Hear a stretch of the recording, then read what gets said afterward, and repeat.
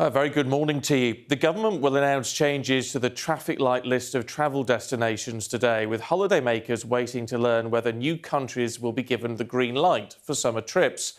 But while travel industry leaders have been imploring to get more planes in the sky, one industry expert has warned Sky News the testing system for foreign travel is not equipped to cope with an influx of demand.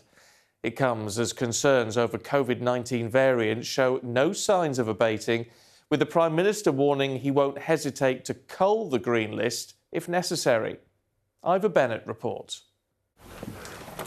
Hello, Abbott's Travel. At Abbott's Travel in Redbridge, they're busier than ever, but they're still not making any money. You'll have to do a PCR within 3 days of your return from Portugal. That's because instead of taking new bookings, owner Julian's mostly changing or cancelling old ones. Day to day, it's a nightmare, with the red, the orange, the green. If I'd had my way, I think it would have been red throughout until there's more clarity. The uncertainty over which destinations will go where in the revised travel traffic light list means customers and agents are hedging their bets. So that people can secure a holiday in, say, July or August. We're actually booking 3 or 4 different destinations under our atoll and holding them for as long as possible without actually having to take money from the client, so that they're not financially committed. But even with multiple bookings, a holiday is not guaranteed. It's thought Malta and some Greek islands could be added to the green list, but the Prime Minister's warned countries could equally move the other way. Anxious times then for anyone hoping to travel. I've been on tenterhooks sort of the last couple of weeks, really, just waiting. Justine's hoping Cyprus turns green in time for her wedding there next month. We already put it on hold for 1 year. We just really want to get married now and get out there if we possibly can. We'll face, the tests and isolation if we have to when we get back. Portugal is the only major tourist destination currently on the green list after restrictions lifted last month. Travellers don't have to self-isolate on return, but they must all take a COVID test. Industry experts fear that if the green list does expand, the testing system will be overwhelmed. The providers, to us, we're saying, the test providers, it's simply not set up to deal with the numbers of people who need to use it. So if we see the Canary Islands, Spain, Greece, some big destination that hundreds of thousands of people want to go to, turn up on the green list, it's very hard to see how that system is going to cope. Demand is certainly there, but will there be destinations to match? Depending on where you want to go, a foreign holiday may still be very far away. Ivor Bennett, Sky News. Well, the Prime Minister and the Chancellor are being criticised for withholding money to deal with the post-pandemic schools recovery in England. Boris Johnson's schools catch-up czar quit last night, saying the funding allocated was only half-hearted. Well, let's get to our political correspondent, Tamara Cohen. And how big a blow is this going to be for the government as it tries to move forward and show that it does care about schools? It is very damaging to his credibility, Stephen. The Prime Minister hired Sir Kevan Collins to advise him on how to help children recover from the pandemic. The Prime Minister's talked a lot about this being part of his levelling up agenda to help children wherever they live to get a great education. And that Education Commissioner has essentially resigned, saying the plan was too small, too narrow, and they needed to have much bigger thinking. And the Prime Minister rejected that. So that does really leave a big question as to where this catch-up plan now goes. It also exposes quite an interesting dynamic with the Chancellor, Rishi Sunak, because I understand that it was the Treasury that cut down that plan from 15 billion to just 1.5. They thought it wasn't fully worked through. They wanted to look at it again. They've obviously got huge demands on a small pot of money. And Boris Johnson went along with their thinking on that. So it seems that Rishi Sunak wants to keep tighter control of the purse strings, and that's going to be very interesting over the next few months. Meanwhile, there's more trouble brewing for the government, isn't there, in terms of the foreign aid? Potentially, yes. On Monday, you'll remember a few months ago, the government cut back on its commitment to spend 0.7% of national income on aid, back to 0.5%. We've been hearing on Sky News this week about some of the effects of that on fragile countries like South Sudan. Now, some quite influential Conservatives, including Jeremy Hunt Hunt, Andrew Mitchell, David Davis are clubbing together to try and amend some quite obscure legislation on Monday. But the effect of it will essentially be to force the government to have 0.7% back. Now, they'll need about 45 Conservative MPs to go with them on this. If they get that, it will be a very big rebellion for the government. OK, Tamara, for now, thank you.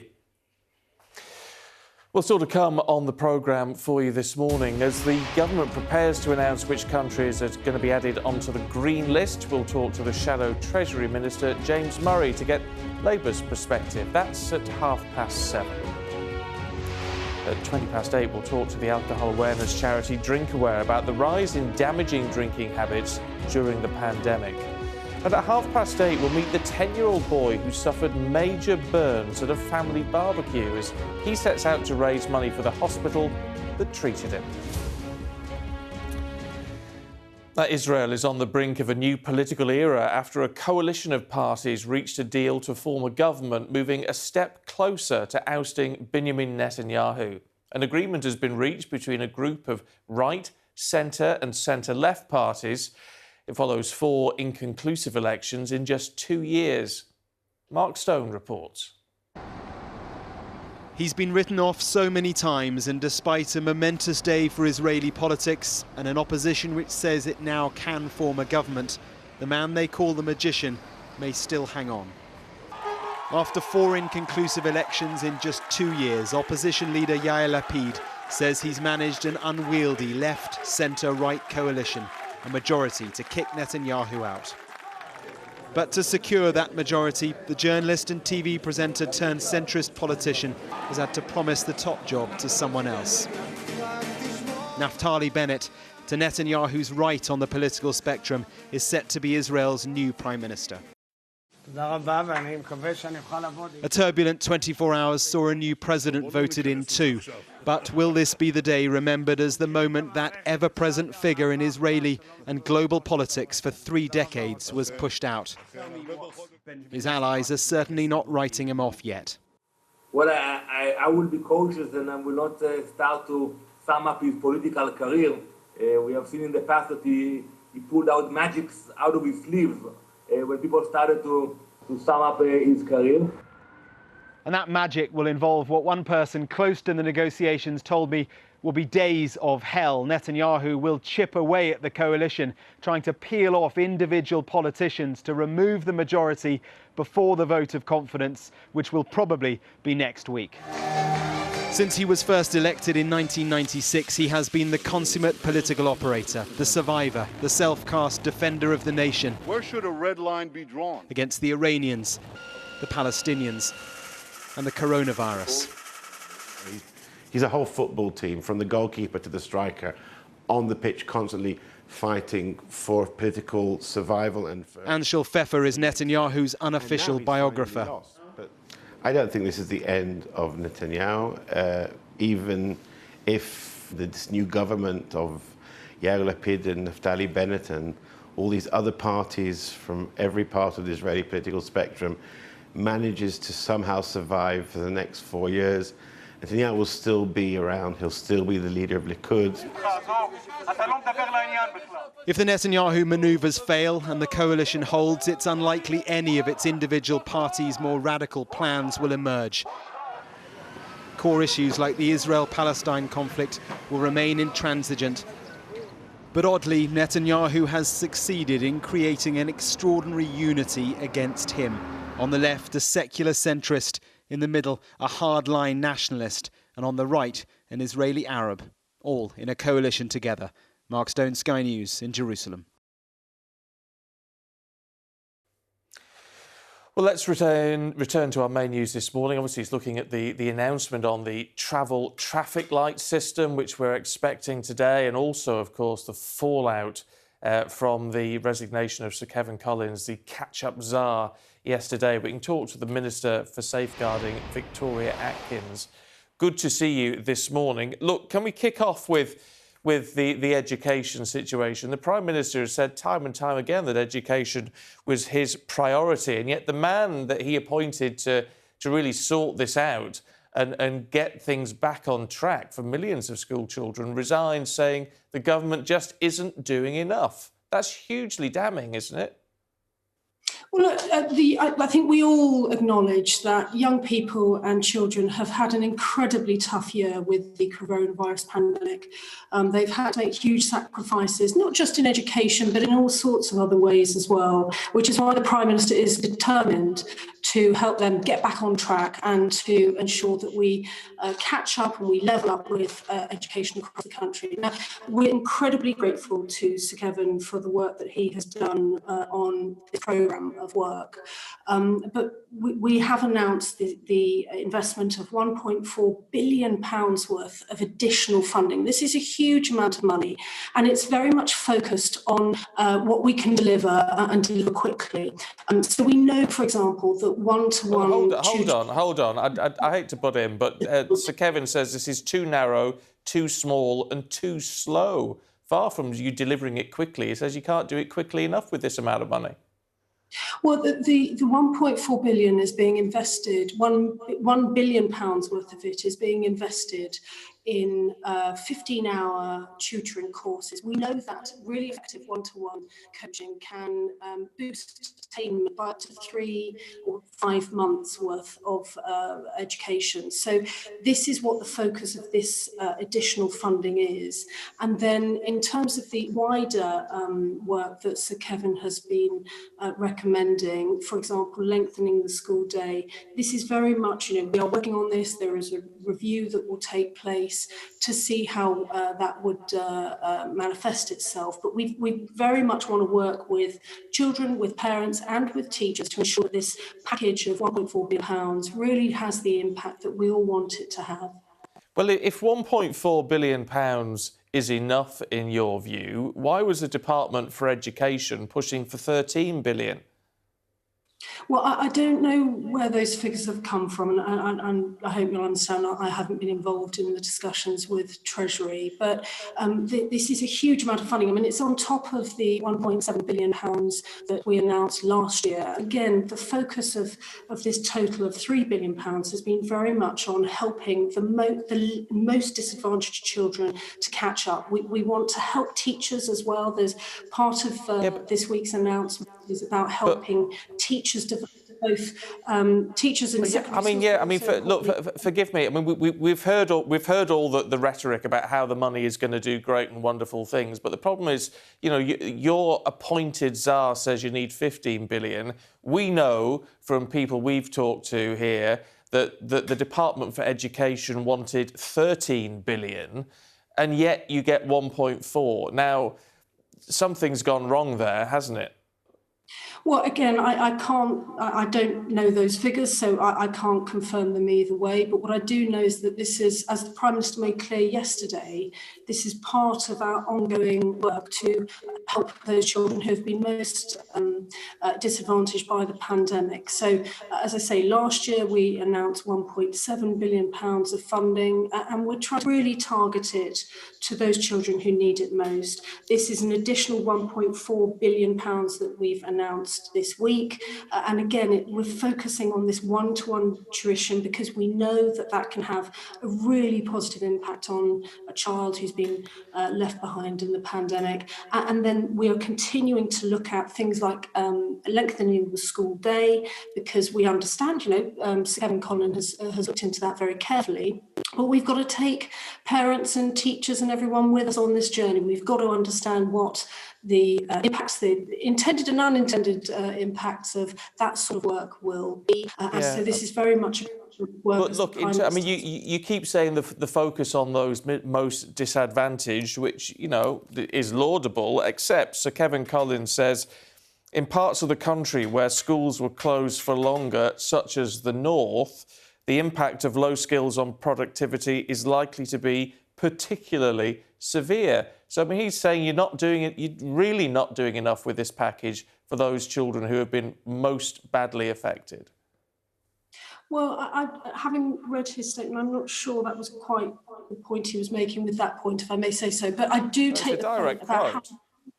I appreciate the quote, but what I'm saying is I think the point about targeting those children who are most affected by the pandemic is absolutely what this money is about. We want to have, as I say, a course of tutoring, 15-hour tutoring courses for up to 6 million of these courses. That's 100 million tuition hours extra that this money is paying for, and it's going to be helping those children who are most disadvantaged by this.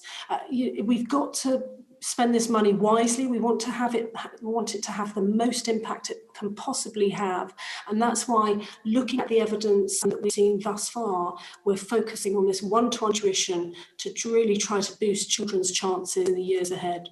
Can I ask you about the travel traffic light list? I know you're not going to tell us what is changing today, but there is real concern from experts in the industry that we've spoken to who say if that green list is actually expanded, then the testing facilities will just not be able to cope. If the list is expanded, you're going to have to remove the testing requirements on return, aren't you? No, our policy is quite long-standing now in terms of international travel, and the testing regime for people returning from overseas is very clear, red, amber, green, so that testing regime will stay. And this is why, the testing regime is just one part of the overall picture that the Joint Centre has to look at, but also, of course, the Secretary of State has to look at. So there are all sorts. But the experts are saying the logistics simply cannot cope with increased testing. They're just not going to be able to do it. Well, again, these are factors that will be taken into account alongside lots of other factors when the Secretary of State makes the announcement later today. Can I ask you about foreign aid? I mean, obviously, Andrew Mitchell and others are wanting to bring an amendment next week which will force the government to return to 0.7% contribution to foreign aid. This was a manifesto commitment in 2019. Do you think it should be restored? Well, the Prime Minister has made clear that this is a temporary measure. I mean, in 2019, no one could have foreseen the extent of the pandemic and the measures we were going to have to take as a country in order to deal with this. It has had a huge impact on our economy. We've managed to protect more than 14 million jobs. We've managed to keep small and medium-sized businesses keep going with small business grants and so on. I've seen that in my own constituency. But this has had a huge cost to our economy. We've invested something like £400 billion worth to keep the economy going. And so we've had to make some very, very difficult decisions. But the Prime Minister has been clear that this is a temporary measure. We will be very much returning to it when the fiscal situation permits us to do so. And I would just say that even with this small temporary reduction, we are still one of the largest donors of aid in the world. We will be spending more than £10 billion on aid. And so I do believe we still have a record of which we can very much hold our head up high in terms of international development. It's just that we have to take these very difficult decisions given the circumstances that have arisen with the pandemic. Singaporean authorities have started an investigation after a cargo ship registered to the country caught fire and began to sink off the coast of Sri Lanka, triggering fears of an environmental disaster. The ship was carrying nearly 1,500 containers, including 25 tonnes of nitric acid and other chemicals.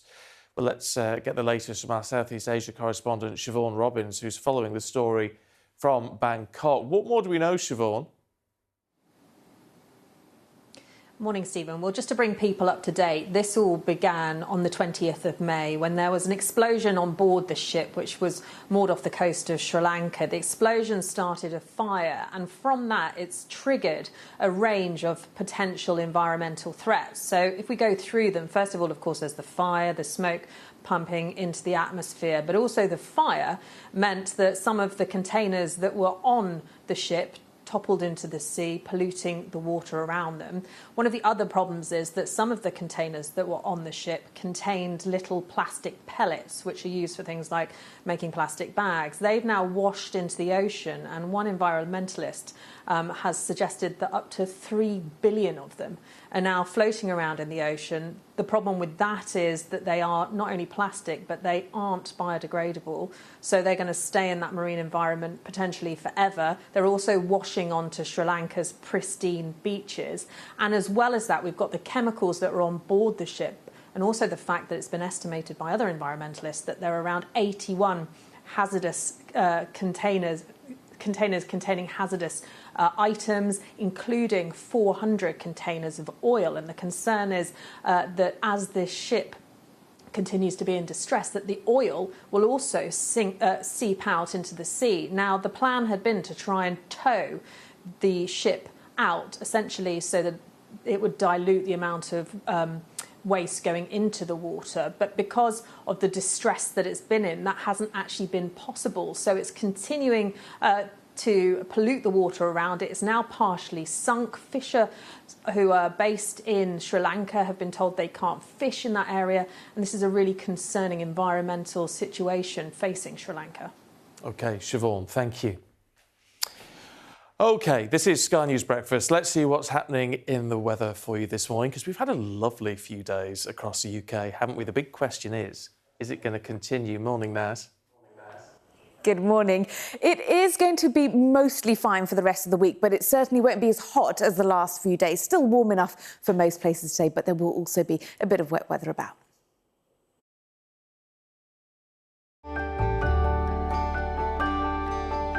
Look forward to brighter skies.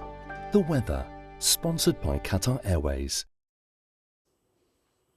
Good morning. It was certainly a hot one yesterday. In fact, England, Wales and Scotland all saw their highest temperature of the year so far, and Northern Ireland equalled its highest temperature of the year so far. It won't be as hot today. In fact, it's going to generally feel a lot less or warmer, but it will still be quite warm across the eastern parts of England. Until then, it's a cloudy start this morning. There are showers across parts of Northern Ireland, southwest Scotland into northwest England, and Northern Ireland will become drier and brighter this afternoon as that showery rain shifts up towards the western parts of Scotland, continuing across parts of northern England. Some showers developing over western parts of Ireland, but elsewhere brightening up, feeling very warm around eastern England. The weather, sponsored by Qatar Airways. Now, earlier this hour, the Home Office Minister Victoria Atkins defended the government's £1.4 billion funding pledge to help pupils catch up following prolonged school closures because of the pandemic. And it comes after the so-called catch-up tsar, Sir Kevin Collins, resigned last night, saying that package falls far short of what is needed and what he recommended. Let's talk to Labour's Shadow Treasury Minister, James Murray. Would you fund a £15 billion plan if you had the option?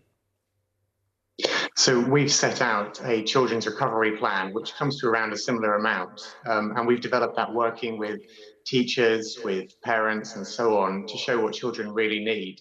And I think what the government has been exposed as having done is not prioritising children's education, not prioritising the well-being of children. And, you know, this is the Chancellor's responsibility for not putting the funding forward. And I think it's really telling that Sir Kevin Collins, you know, he has resigned over this. He's been very clear that he was brought in as an expert. He hasn't been listened to. What the government is proposing does not go anywhere near as far as what he wanted. And actually our plan that we put forward is very similar in terms of magnitude to what he was proposing. And really, you know, I think everyone listening to this show will realise that what the government is doing by shortchanging children feels wrong, but it's also the ultimate false economy. You know, we don't invest in protecting our children now, in making sure that their education catches up, that they are prepared in terms of their mental well-being and so on. It's going to cost the country and the economy dearly in the long run. Yeah, but I mean, one of the big chunks of that £15 billion, if it had been delivered, would have been to pay for extra time at school, an extra half hour on the school day. I mean, the Labour Party is opposed to that anyway, aren't you? So what we've said in our children's recovery plan, which, as I said, was developed very carefully. Yeah, are you opposed to that or not? Well, what we were saying is that if the school day is extended a bit, that should be not just about teaching, not just about doing, maths at 5 or 6 o'clock in the evening, but also about all those extracurricular activities, the breakfast clubs, making sure that the children get access to a wider set of experiences and socialising with other children, which is something people have missed out on so much over the last year. Yeah, forgive me, I sounded a bit rude when I asked that, which I am sorry about. Look, in terms of all this money that you say you're going to put forward, and you say the government should have prioritised school children over, prioritise them over who? Over taxpayers who have to fund this ultimately, over people on furlough who may see that withdrawn pretty soon? I mean, why prioritise school children over all these other issues which are very important at the moment? What we said is that the money to pay for this children's recovery plan should come from the COVID reserves, which the government have already identified. Now, the government, as I say, they've identified this money as a reserve that should go into tackling COVID. And I think we're particularly now getting to the stage of the outbreak where we can see the long-term impacts that this is having on children, on the next generation. And if we're starting to make choices about how that COVID reserve money should be spent, I think it is the right decision to say some of that money should go toward children, toward making sure that they are able to catch up, not just educationally, but also in terms of their wider well-being and social growing up and so on. So it's a choice that we have to make around how the COVID reserve money is spent. And I think what the Chancellor has shown is that he's taking the wrong decision. He's taking a decision not to put that money into supporting children. And as I said, it doesn't just feel wrong, it also is a false economy, the ultimate false economy. We know that if we don't invest in children's education and their well-being and so on at an early stage, it costs children dear, it costs the country and the economy dear in the long run. So it's the wrong choice from the Chancellor. And as I say, it's the ultimate false economy. Well, OK, can I ask you about the travel situation, the travel traffic light system? Easy for me to say. What do you think should happen today? Well, what we've said with the traffic light system for travel is that the amber list should be scrapped, because I think what has really confused the situation is having that amber list where people don't know fully how it works. There are countries on the amber list where there are concerns about whether people should be coming from that country into the UK. We believe there should be the red list and the green list. Yeah, Straightforward. But do you want to see that green list extended? I mean, Michael O'Leary yesterday from Ryanair saying really it should be all of mainland Europe opened up now because the way the vaccination system is going. Should that happen? Well, look, I mean, we all want to be able to get back to life as normal as possible as soon as we can, but it's got to be driven by the data. We've got to look at what's happening in other countries, and we've got to proceed carefully to make sure that any gains that we've made in terms of being able to have fewer restrictions in this country at the moment are not undermined by new variants coming into the country and cases going back up again. So, what's really important is that we take this in a careful way, looking at the data, but also that we clear up this mess which has been created by having this amber system, by not having clear instructions in place, by not having the resources in place, the border force at airports and so on. The whole story over the last year about the border policy and quarantining has been one of incompetence and chaos. And we need to now finally get a grip. James Murray, good to talk to you this morning. Thank you. Thank you. Well, let's get more now on that catch-up situation for school children. The catch-up czar quitting last night, saying, what he wanted to happen just wasn't, and the government wasn't doing enough. So let's talk to the former Children's Commissioner for England, Anne Longfield, who joins us now. Good to see you. What do you make of what's going on? Well, I think it's a mess and it's disappointing, and it's a huge loss having Sir Kevin Collins resign, not just because of the expertise that he's brought to this and the huge respect that he brings with it and the sector as well, but also what it means. And he's been very clear in his statements he's made that he doesn't feel he had any option. He came into this job with a serious job ahead. He poured his efforts into that and came up with a plan which I think had widespread credibility. Seemingly it had the Prime Minister's credibility, but it seems to have stalled. And I'm, for one, not sure where it goes from here, but think government needs to rethink on this one. I mean, what we've been told is that this is the beginning of a process. 1.7 billion allocated earlier on, 1.4 yesterday, and this is a they haven't ruled out extending the school day. They haven't ruled anything out at this stage. So can we have some confidence, perhaps, that things will evolve? Well, I'm not sure. I mean, all the words are that, yes, this is not the end, which, of course, is has an element of reassurance. But the funding that's been made available this week, of course, it's welcome.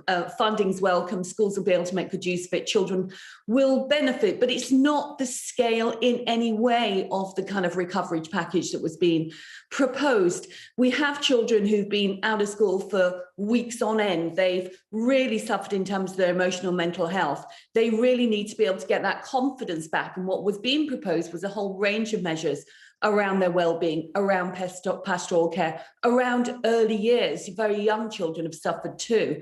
And I think that would have been hugely, hugely not only beneficial for children, I think we can understand that, but really welcome for families too. They know what their children have suffered. And it really won't be good enough to wait a year plus for those measures to come into place.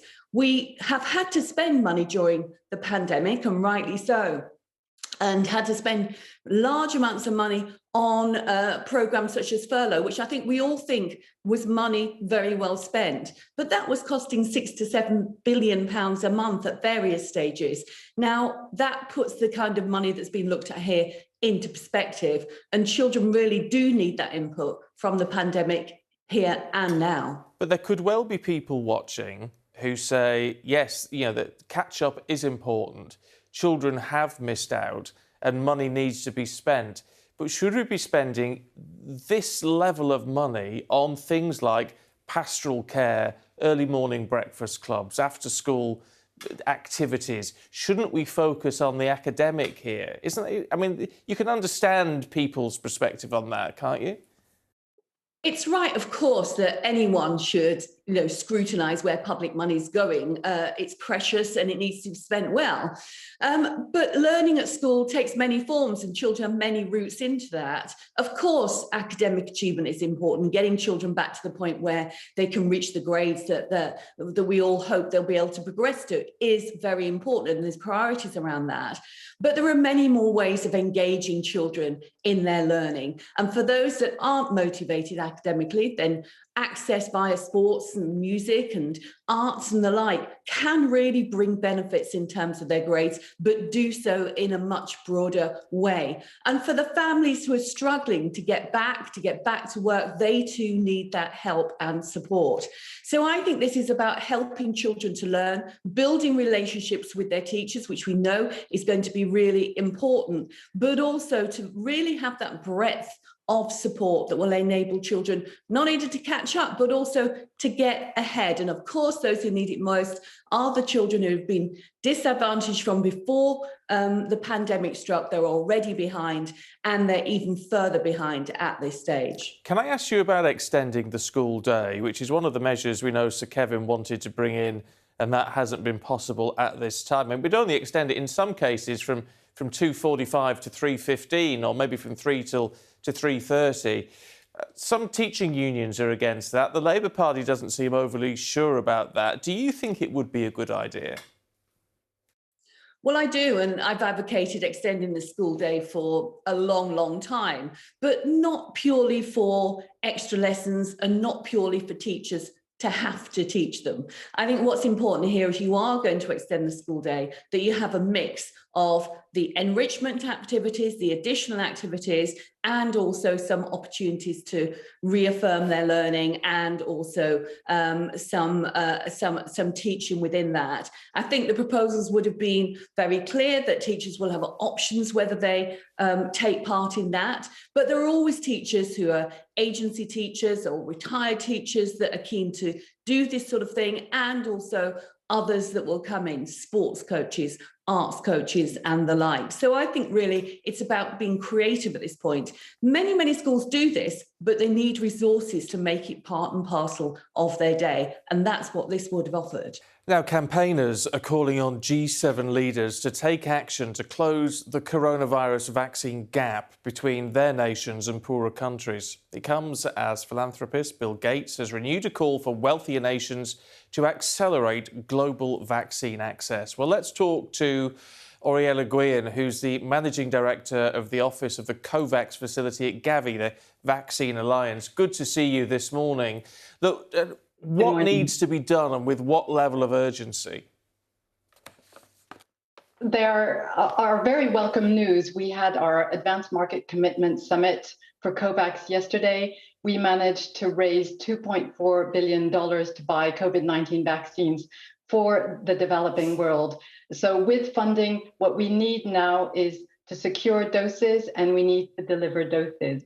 We urgently need countries who have excess supply to donate their doses so we can start increasing the coverage level in developing countries and help end the pandemic. In terms of the money raised to buy doses, I mean, is there a problem just accessing the supply chain at the moment because demand is so high? Indeed, we're in a situation of acute supply shortage. And so we have been able to secure 2 billion doses to roll out across 192 countries. But there are a lot of doses that are currently held by countries who have excess supply. And so what we're calling on countries to do is release that excess supply, share those doses so that we can start rolling them out as soon as possible. I mean, there has been calls from some nations, hasn't there, to if countries release 20% of their excess supply even, which still gives them a bit of flexibility at home, would that make a significant difference? It would make a huge difference. We estimate that there's maybe up to 1.5 billion doses that would not be used even if the countries were to fully cover their population. That would really help us to be able to roll out the doses now so that we can stem the pandemic and fight against the rise of variants that we're seeing. How problematic are the logistics of all of this? So, I mean, I think I'm right in saying it was Malawi where 20,000 doses had to be destroyed because they'd just gone past their expiration date. I mean, logistically, it's quite difficult to get these out to people, isn't it? So rolling out vaccines in lower resource settings is a challenge at the best of times. And of course, we are far from being at the best of times right now. So what we really need is to be able to have the planning horizon to be able to help prepare countries, prepare their cold chain, train their healthcare workers, make sure that they're able to deal with the shelf life of the vaccines. We also have to be mindful that at the moment, because the vaccine development was very fast, the shelf life of the doses is relatively short as the manufacturers are still gathering data. So over time, as we get more data, the shelf life should increase. That should help with the planning and the rollout. But really right now, a lot of attention needs to go into the delivery of vaccines indeed. In terms of these poorer nations, we know there is and it's partly a sort of cultural issue, is vaccine hesitancy. I mean, we see it in all countries, but I mean, particularly in some of these poorer nations. How do you begin to address that? Because there really needs to be a level of trust built up, doesn't there? Indeed, confidence in vaccines is very important, and it has to happen at the level of the community. What we need is to be able to communicate the benefit of the vaccines at the level where the community can have a high level of acceptance. And that involves engaging community leaders, religious leaders. It's not just a top-down government approach. And this is where a lot of communication needs to go on. A lot of work also in terms of dealing with misinformation of vaccines, which we're seeing a certain number of within the social media, and making sure that the best and correct information is available to everyone so that they can make an informed choice to take the vaccine. Well, one thing that we don't necessarily get. I mean, I think I'm thinking particularly of African nations, but we don't seem to be getting a lot of data on the spread of coronavirus in some of those countries, at least. I mean, what are we seeing on the ground? So, surveillance is indeed much more limited in developing countries. And so we probably estimate that the case numbers and the fatality rates are probably reported. And so part of the effort in terms of delivering the vaccines is also to increase this surveillance so that we can make sure that we have a better understanding. The other thing that we need to do is make sure that we understand which variants are circulating and being able to track those. So this takes time, effort, and money. Are you confident that world leaders, the richer leaders, do pay attention to what you're saying, are really appreciating that without a global solution here, it's not going to stop problems within their own borders? What we saw yesterday at the COVAX AMC summit that my organization Gavi hosted is that over 40 countries, private sector and governments came together and pledged $2.4 billion to help us secure more access for COVID vaccines. So there is a strong attention being paid, but more needs to be done. We really need to all come together, make sure that the doses that we have today are best used, and that involves sharing doses so that they can be rolled out immediately as soon as possible to make sure that we have the coverage levels rise in developing countries in the same way that it's been rising in developed countries.